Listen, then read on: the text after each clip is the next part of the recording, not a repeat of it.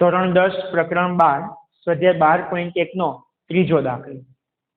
અર્ધગોલક ઉપર એક શંકુ લગાવેલું એક રમકડું છે, એક અર્ધગોલક છે. અર્ધગોલકની ઉપર શું લગાવેલું છે? શંકુ. બંનેની ત્રિજ્યા 3.5 સેન્ટીમીટર છે. રમકડાની કુલ ઊંચાઈ 15.5 સેન્ટીમીટર છે. તો રમકડાનું કુલ પૃષ્ઠફળ શોધો. રમકડાનું શું શોધવાનું છે? કુલ પૃષ્ઠફળ. આપણે સૌથી પહેલા આકૃતિ દોરીએ. અર્ધગોલક ઉપર એક શંકુ છે. અર્ધગોલક ઉપર એક શું છે? શંકુ.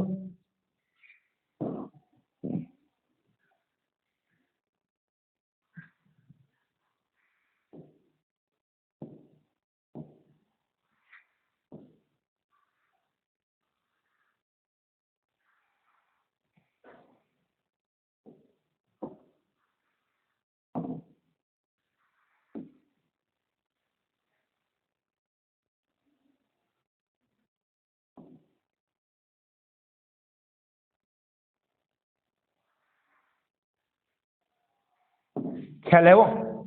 અર્ધગોલક ઉપર એક શું છે? શંકુ. આવું શું છે? રમકડું છે. આ બંનેની ત્રિજ્યા 3.5 છે. બંનેની ત્રિજ્યા કેટલી છે? 3.5. 3.5 ત્રિજ્યા એટલે અહીંયાથી આ પણ ત્રિજ્યા કહેવાય ને, અહીંયાથી આ પણ શું કહેવાય? ત્રિજ્યા જ કહેવાય. સમજાય છે? એ કેટલી છે? 3.5. 3.5. રમકડાની કુલ ઊંચાઈ 15.5 છે. રમકડાની કુલ ઊંચાઈ, આખી જ ઊંચાઈ, આટલી આખી જ ઊંચાઈ કેટલી છે? 15.5 સેમી. કેટલી આપેલી છે? 15.5 સેમી.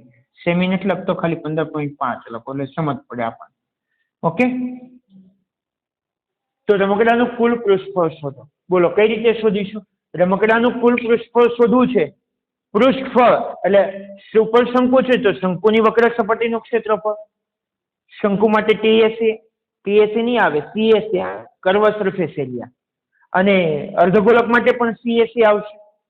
બંનેની વક્ર સપાટીના ક્ષેત્રફળનો શું કરીશ? સરવાળો કરીશ. એટલે મને શું મળશે? રમકડાનું કુલ પૃષ્ઠફળ મળી જશે. ચાલો, શંકુનું વક્ર સપાટીનું ક્ષેત્રફળ કેટલું છે? શંકુ માટે સીએસએ નું સૂત્ર શું છે? પાઈ આર એલ. ત્રાંસી ઊંચાઈ જોઈએ. એલ એટલે ત્રાંસી ઊંચાઈ. અહીંયા જુઓ, આખા રમકડાની ઊંચાઈ 15.5. આખા રમકડાની ઊંચાઈ કેટલી છે? 15.5. તો મને કોઈ કહેશે આટલી ઊંચાઈ કેટલી થાય? કેટલી થશે? Very good.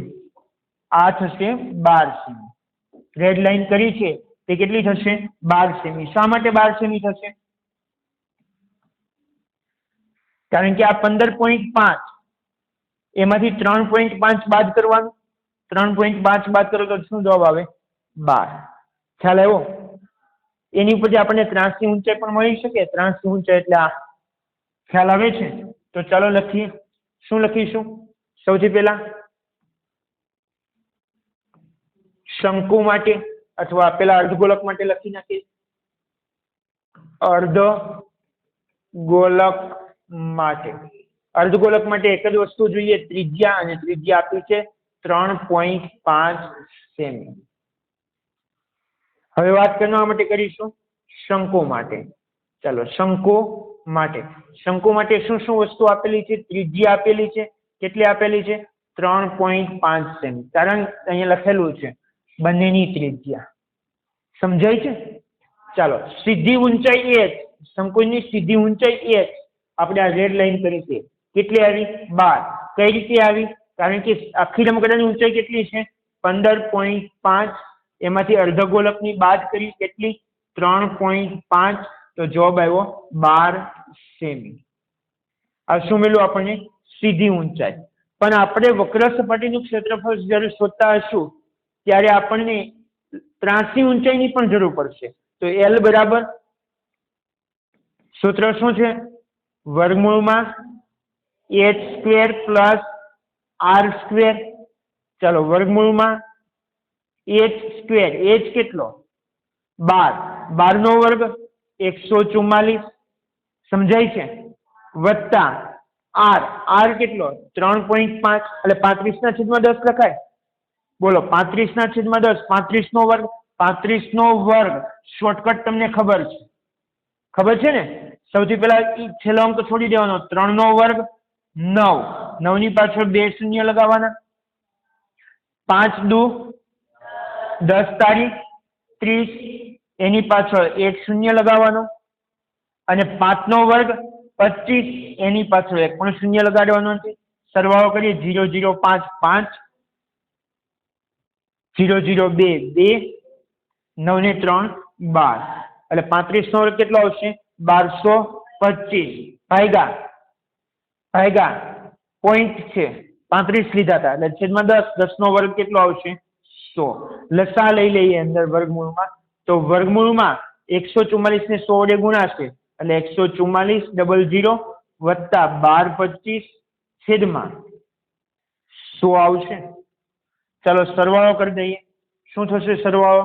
વર્ગમૂળમાં 0.5 5 0.2 2 4 2 6 4 1 5 1 1 1 થાય ને છેદમાં 100 101 થશે એટલે 15625. જો પાછળ 625 આવ્યા જ્યારે પણ 625 પાછળ આવે ને 625 તો 225 આવે તો 15 હોય મોટા ભાગે 625 આવે તો 25 હોય પણ 25 નો 625 છે.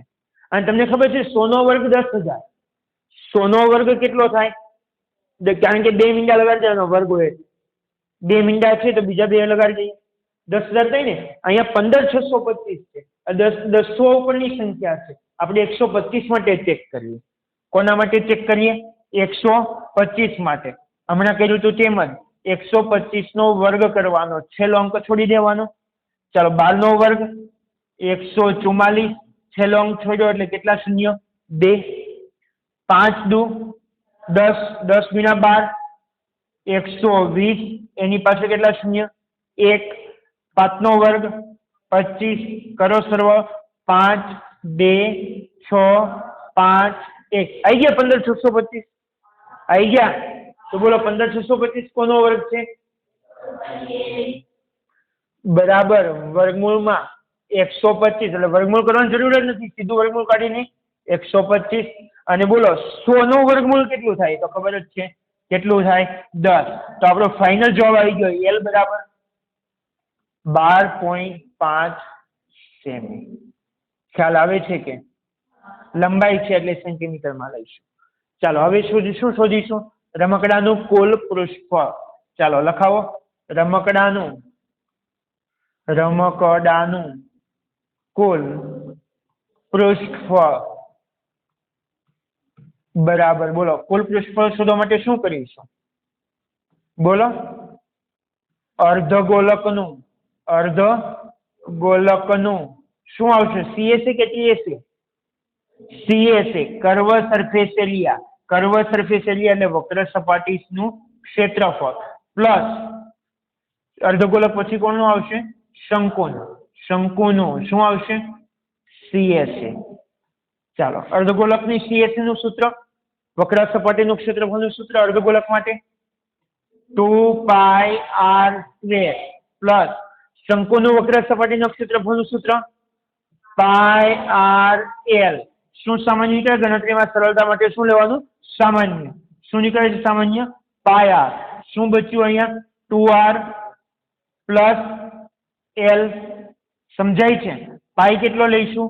22/7 ગુણ્યા r કેટલો છે? r 3.5. તો આપણે શું લખીશું? 35/10. સમજાય છે? કૌંસમાં 2r r નો ડબલ 3.5 દુ 7 3 દુ 6 અડધા દુ આખો 6 ને 7 વત્તા l કેટલો? 12.5 એટલે શું લખીશું આપણે? 125/10. ખ્યાલ આવ્યો? પાક્કો? અને જો એવું ન કરવું હોય તો સીધું જ આવું કરી દો 12.5 સીધો સરવાળો કરી દઈશું. ચાલો છેદ ઉડાડ્યું 7 પંચામ 35 અહીંયા 5 બચ્યા છે 11 5 એટલે અહીંયા 10 સાથે કેન્સલ થશે 2 બચ્યા 11 દુ 22 એટલે કેટલા બચ્યા અહીંયા? માત્ર 11. બાકી બધું કેન્સલ. ખ્યાલ આવે છે? હા કે ના? તો 11 કૌંસમાં, કૌંસમાં એટલે કે ગુણાકાર છે. ચાલો કરો સરવાળો. 12 ને 7 19.5. ચાલો 11 સાથેનો ગુણાકાર શોર્ટકટ આવડે. શું કરવાનું? છેલ્લો અંક એમને એમ. કેટલો? 5. આ બેનો સરવાળો. 1 મિનિટ.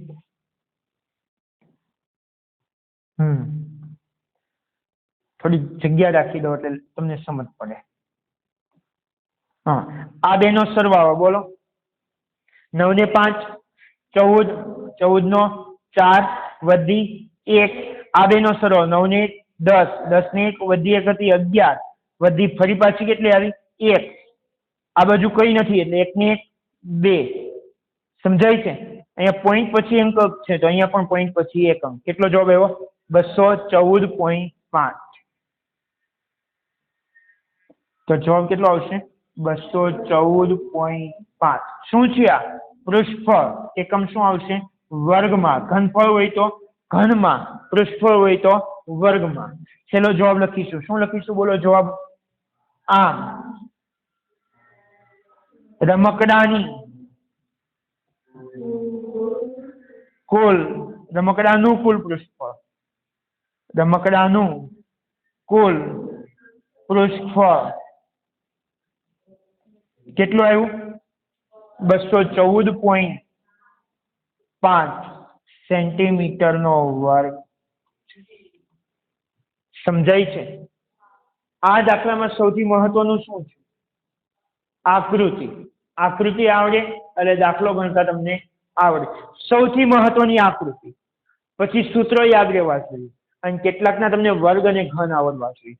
વર્ગ અને ઘન માટે નહીં, વર્ગ કરવા માટે મેં તમને શોર્ટકટ કીધી કઈ રીતે કરવાનું. એ સૂત્ર જ છે, બીજું કંઈ નથી. ખ્યાલ આવે છે? સમજાયો દાખલો આખો? પાક્કું? લખી લો.